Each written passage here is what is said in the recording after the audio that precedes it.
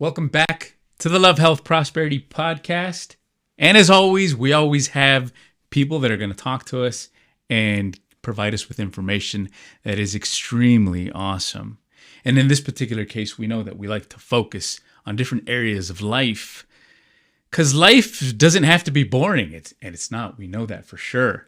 As a matter of fact, I dare to say that, when it comes to our podcast, what we want to do is find the most interesting people that live here in El Paso. And people that will talk to us and enlighten us not only about mental health, but also about what they do in their personal lives, how they contribute with the family, with life, how they make this place a better community, because we could always do that. And today I have the pleasure and privilege, to talk to somebody who is an artist, someone who dedicates a lot of their time to creating something beautiful for the ear. Not only that, the talent that they bring brings people together. And that's something that is also important for our community. Today we have the pleasure to speak to Jez from the Pie Sisters. She's one portion of the pie, yes. Right? And she's going to talk to us a little bit about how she got started, but we're also going to talk about the subject of diversity and why it's so important right now in this time.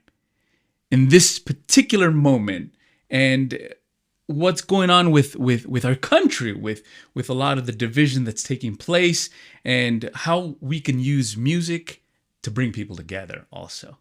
So without further ado, Miss Jez, how are you today? I'm doing good. Is this where it's supposed to be? Yeah, that microphone is adjusted. No, absolutely. How do you want to manage that? Yeah. Know. Okay. This thing goes back and forth just like that. Okay. Okay. So if you want to, kind of relax a little bit and bring it to you, that's cool. Yeah. I mean, it's in the right place, right? It's definitely in the right place. Okay. Yeah, for sure. How are you? I'm doing good, and you? I'm doing awesome. Oh. How are things with you and the scene with your sisters? You guys are doing so much out there right now. Oh man, it's crazy, and it's a good crazy, and it's a good challenging at the same time, because it really is going up. Mm-hmm. That's the only direction we're going right now, is a lot of up, and not a lot of linear up, not a lot of straight to the top without bumps and hits, but a good direction for sure is up. Wouldn't it be nice just to go linear up? I know, right? It would be an easy and smooth. What's up with life? Why does it have to be so complicated a lot of times? And that's what makes it so beautiful. That's what who teaches you those type of things? I want to know who your parents are. Oh man, I'm sure they're good to have a conversation with. That would be great, actually. Let's pick their brains. Yeah, no kidding.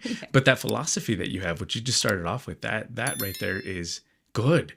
Run with that a little more. Talk to me about life and all the surprises that it comes with. Oh my, yes. Yeah. I think a lot of the view on how I approach life has changed over the years. Mm-hmm. There isn't this one size fits all.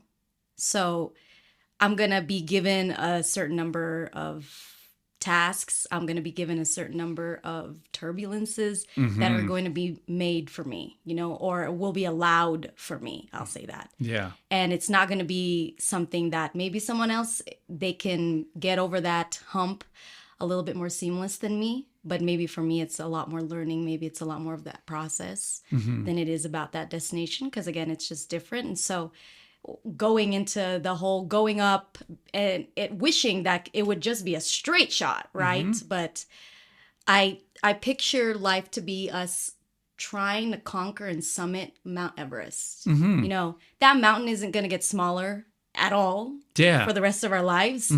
And when people try to summit that mountain, it takes preparation prior to it. It's not like you can just jump on and go, oh, I'm ready to go, buy all this equipment. Oh, I'm ready to go. It's months prior preparation for this conquering of this mountain.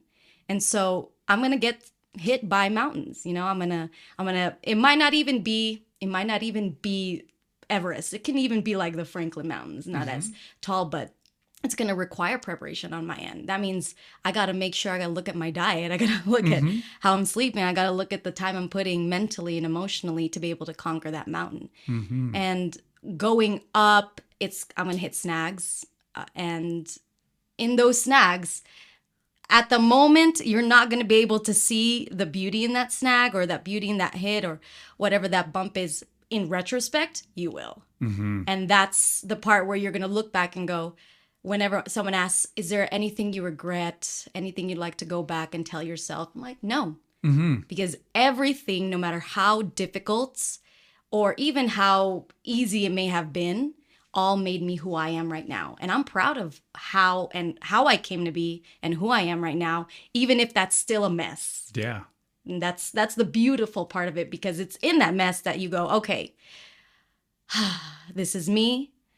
Let me go in this little area here and figure this bit here, because there's no such thing as a perfect life, and we already know this. Yeah, I love what you just said right there. It's like grabbing when you go to Hobby Lobby or when you go to Target or whatever one of these stores, and you buy those puzzles and it has like 1,000 pieces on it.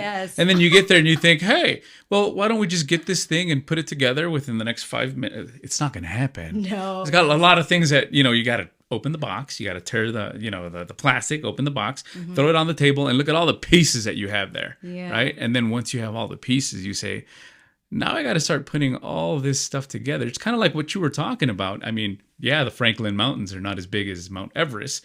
And maybe that puzzle is not 5,000 pieces. Right. But this one's 1,000 pieces, and it's still going to take a lot of time to put this together. That is so cool. Thank you for that. No, of course. Thank you for bringing up the puzzle, because we actually love doing puzzles. Oh, you do? As family. Yeah. How is making a puzzle for you so good? Now, I want you to explain your point of view, because when I'm with clients sometimes, I actually have them make puzzles, and there's reasons for that. Wow. But I want to know your reason. I don't know. I want to say, it's just a pastime, but there's something about seeing the bigger picture that encourages and gives you a lot of hope. But I guess the difference between an actual puzzle and life is that sometimes you can't see the bigger picture, but there's you having to do a lot of self-reminders and self-motivation to just go, okay, I can't picture it exactly, but I still see a big picture here, even if all the pieces are elsewhere, right? And then when we look at a puzzle, there's no such thing as I'm gonna look at this picture and never reference it again and figure it out from you. There's consistent and obvious just going over and looking at that picture and going, that piece goes here, that piece goes here. And then just knowing this is what I'm creating is the part that makes it amazing. And then knowing, which is, it doesn't take 5 minutes. Oh, it's taken us weeks. I mean, I would even say maybe even months sometimes. We return to it. We leave it alone, kind of get our bearings, forget about it a little bit, and then return and go, okay, let's try to conquer this again, But still knowing that this is something we want to conquer. Even if that means giving it time and coming back to it later. Yeah, and even putting the pieces together. Like, I'll go ahead and form this part right now because I got this going on right now. And then in the meantime, when I was forming this piece, I got another little piece going over here on this side, so I can put it over here on this side, right? So this is all the things that we're talking about right now, because I know what you've been doing with the music and your sisters and all that stuff. It's not just like whatever. And then all of a sudden you're right. Yeah, you got to take that break. You get up, you stand up, you go do your thing, and then you let your brain process all the pieces that you've put together so far. And when you come back and you have a fresh look at what you have going, you could say, okay, I got energy to keep going and keep putting this thing together. Yeah, I like that. Exactly. We're having a very cathartic conversation right now. Yes, we are. That is so cool. We are indeed. Yeah. Okay. So how'd you guys get started? Talk to me a little bit about your upbringings, or, everything that happened to make this whole project what it is right now. So we grew up doing music in the church with our dad. He was the one who introduced it to us first, because he got us to be a part of it whenever he'd lead worship in the church. And it was first my sister and I, the one who's a year younger than me, Joanna. And then we started extremely young. I want to say probably elementary. And then... What's your dad's name, by the way? His name is Junar. Ah, Junar. How you doing, sir? Awesome job with the kids. Oh, you don't even know. But yeah, so started, and then when the two youngest sisters were born 10, 11 years later, also got them started into it. So yeah, it's embedded in us. So a lot of the church values and views in our approach to music was embedded in us growing up. And then it was not until the end of 2019, I think we saw it, or maybe my sisters did, not so much me. I did see it a little bit more serious, but my sisters were jokingly going, we should just start an Instagram. And we're all, just out of the blue. Yeah. I mean, no theme, no nothing. No, they're like, let's start an Instagram with us and we could do covers or something. But we didn't know what it was going to take because it was just for fun. And so we did, and we posted our very first, I think, just snippet of a cover. And then since that was towards the end of 2019, the ball started rolling, but it maybe had a couple of pauses.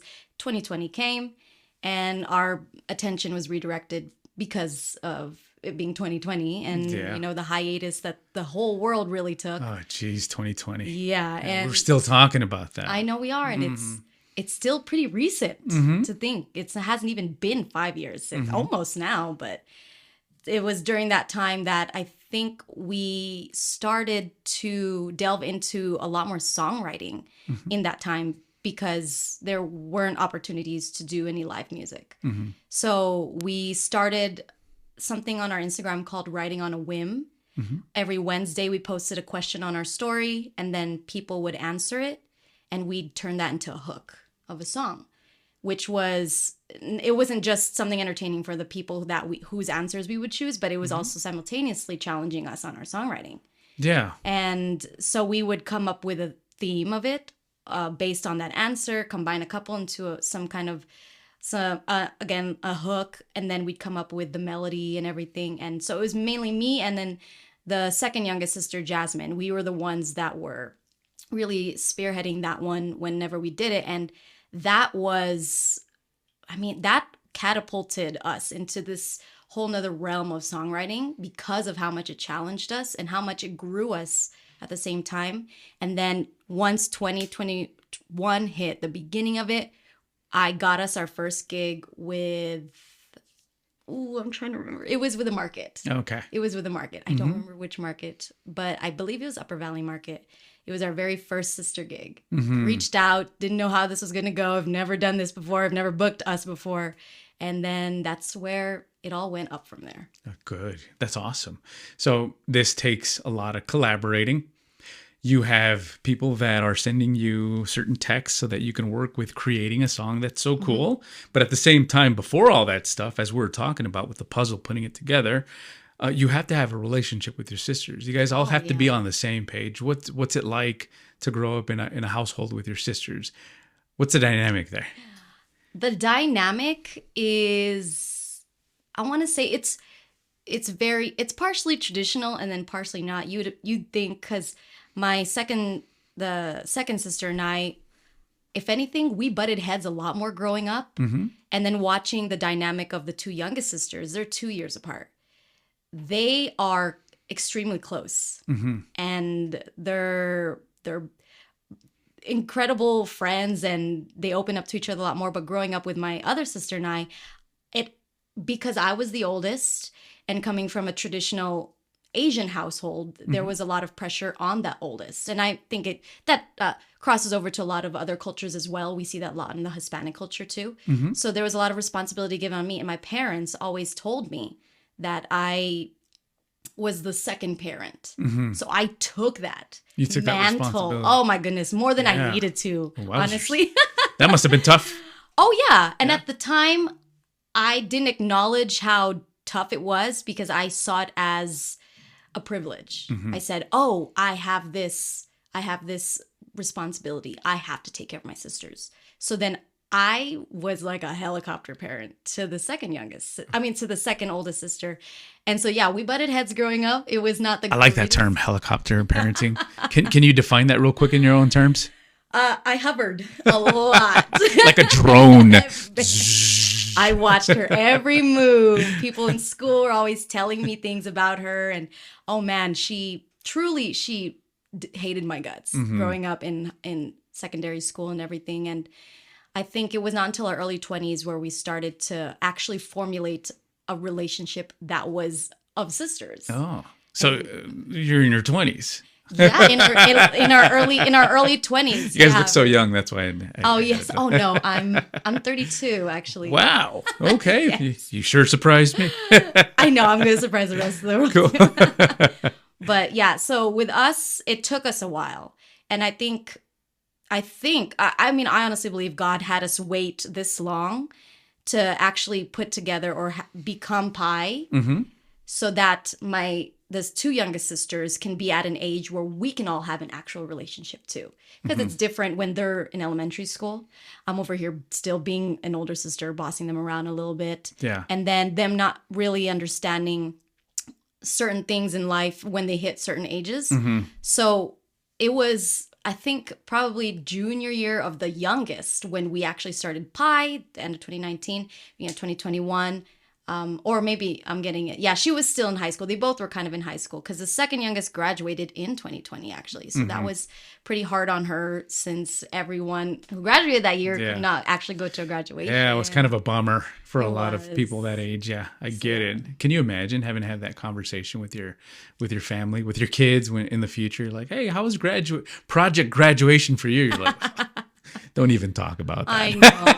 Every time we bring it up, Yeah. I know it's a little melancholy for her to talk about it, but we tried to make it the best. We did this.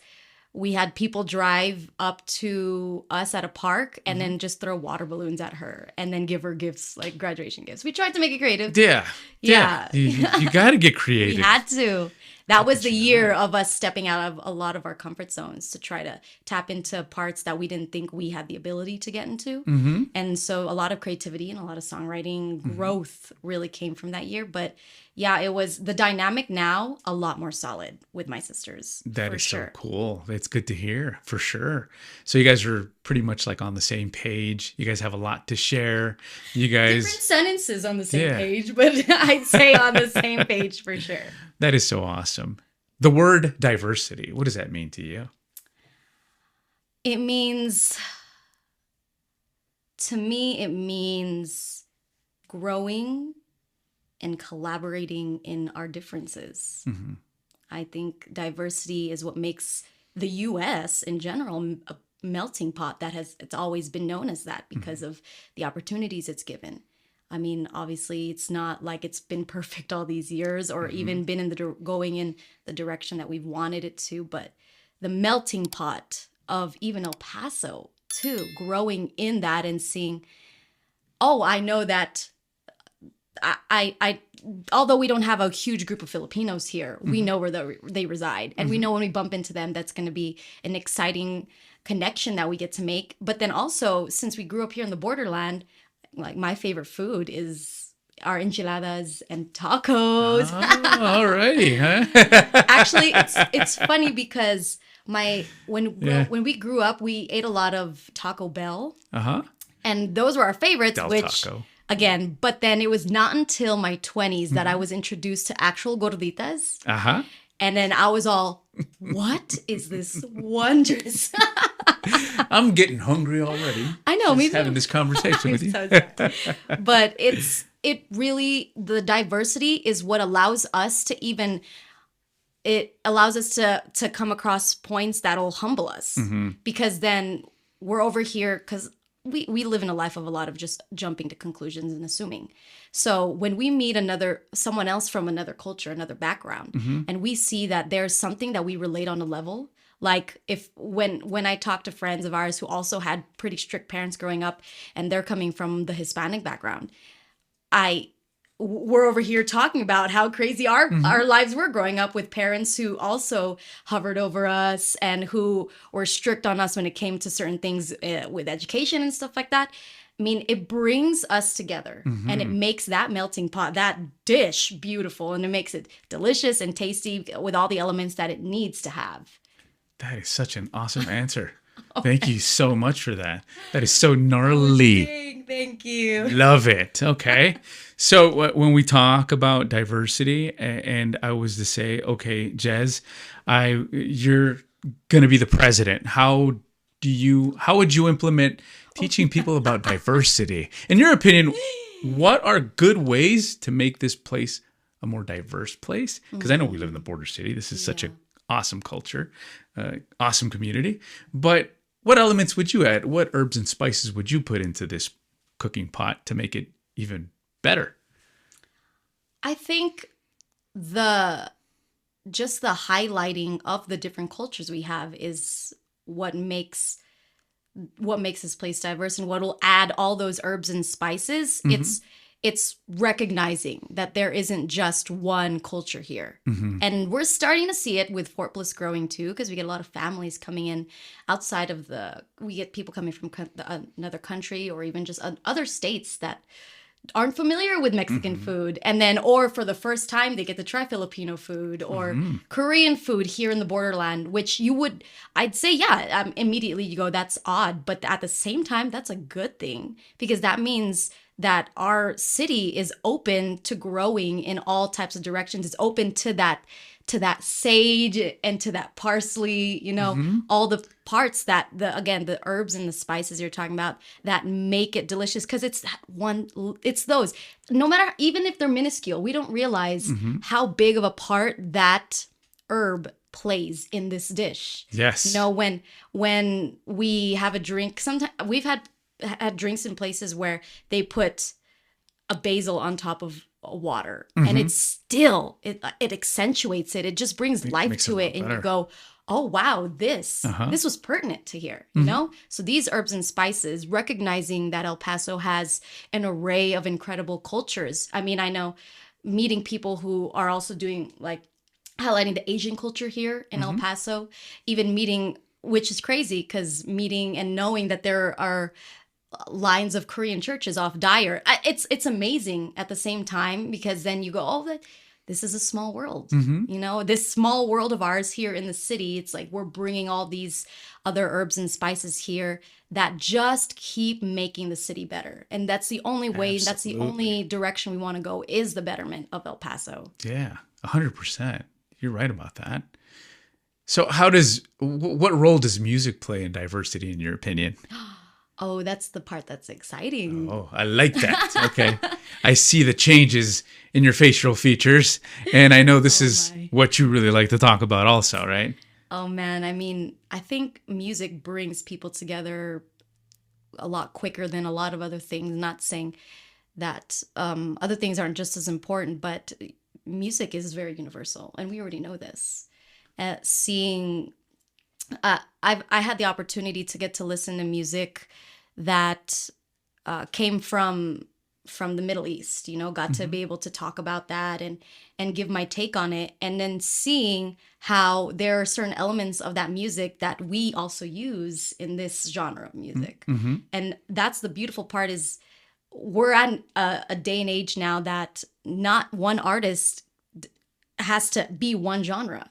They can be a myriad of genres. I mean, we see Beyonce tapping into country, Taylor Swift already going into pop a little bit, or pop a lot, if anything.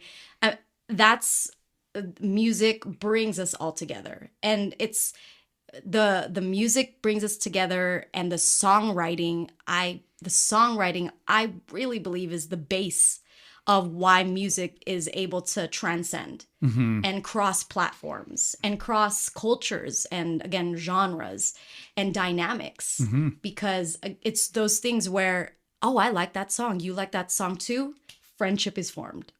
There you go. A friendship or networking, all those things, something where people get to see you in a different light, because they go, oh, wow, I didn't know that they liked that kind of music, or I didn't know that they wrote this kind of way, or they like that kind of songwriting. So it's just a huge connection, a huge connector on all grounds, for sure. Yeah, most definitely.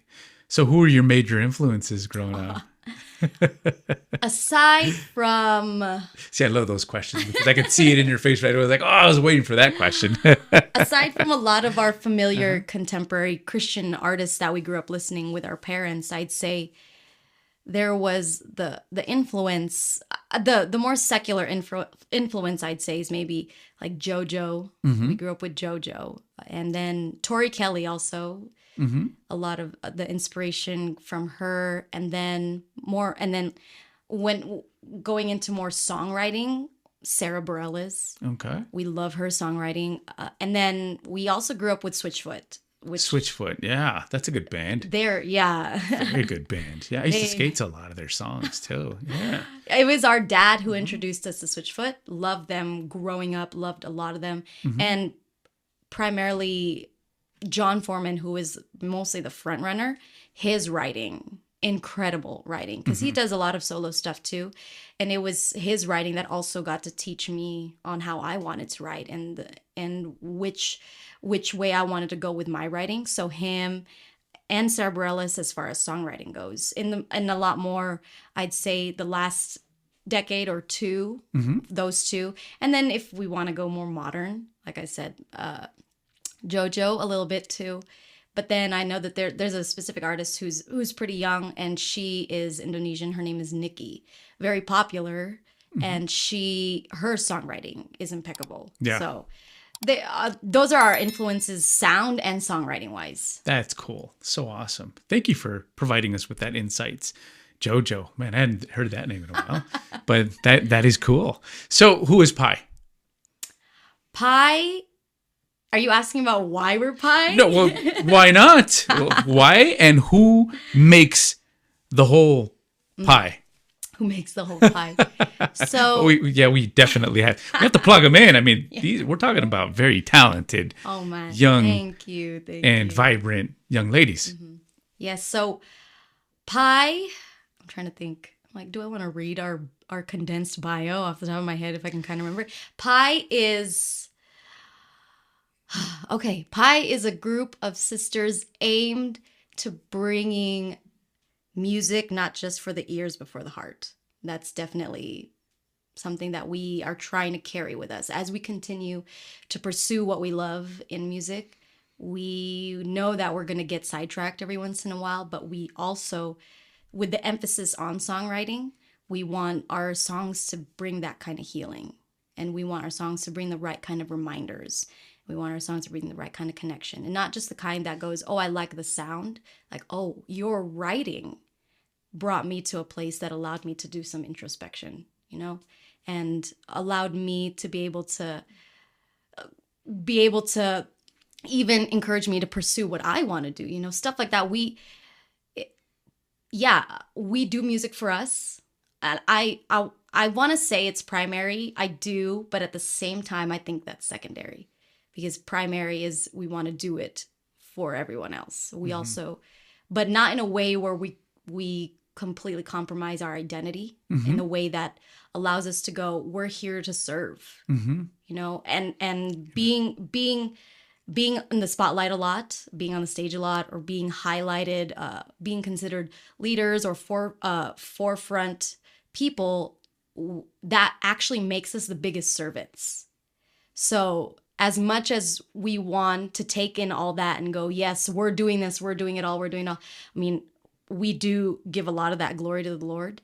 And then we also go, but we're also here to serve you. If what we're able to do is able to help you in any way and concurrently help us, because we get to still pursue what we want and we get to still do what we love, then that is a home run for sure. So that's what makes Pi.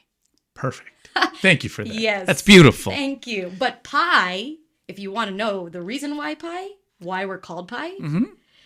So when we were born, our parents gave each of us a nickname. I'm Sweetie Pie, Cutie Pie, and then Honey Pie, and then Apple Pie. I got it. And when with our friends and family, it was mainly with our friends and family that we would be called by our nicknames. And then sometimes people would go, where are the Pie Sisters? Where are the Pie Sisters? Growing up, that's what it was kind of like. And then school and maybe work is all our real names. Oh, that's cool. And then, so when we decided to create Pi, we decided to call it Pi.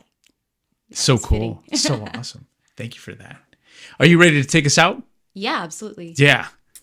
In honor of Suicide Prevention Awareness Month.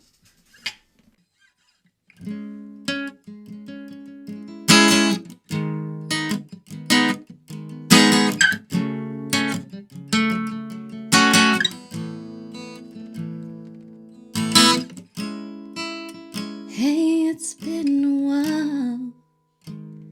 I wonder wondered if the sun never dawned on your foggy days, if you ever found a way through the pouring rain.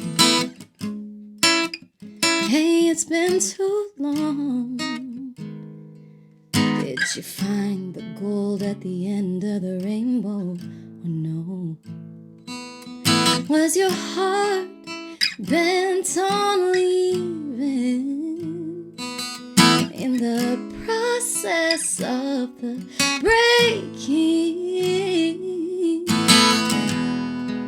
'Cause you need to know that when it hurts, it's okay to stay. There's no need for a brave face. No. You're not alone. And when it seems like you'll never heal, but darling, you're not made of steel, so let it feel.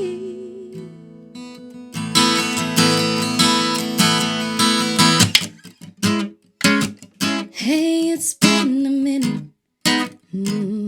I know you said the song said the birds would appear if you met them, but it didn't happen. Just trying to check in. 'Cause you've been MIA, and I know you've got your pace. 'Cause healing's not a race. Oh, but was your heart bent on leaving in the process of the breaking? Oh, and you need to know that when it hurts, it's okay to stay. There's no need for a brave face.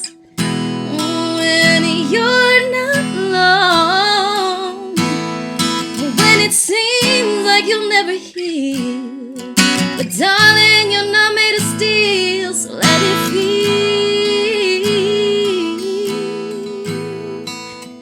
Let it feel. Oh, let it feel.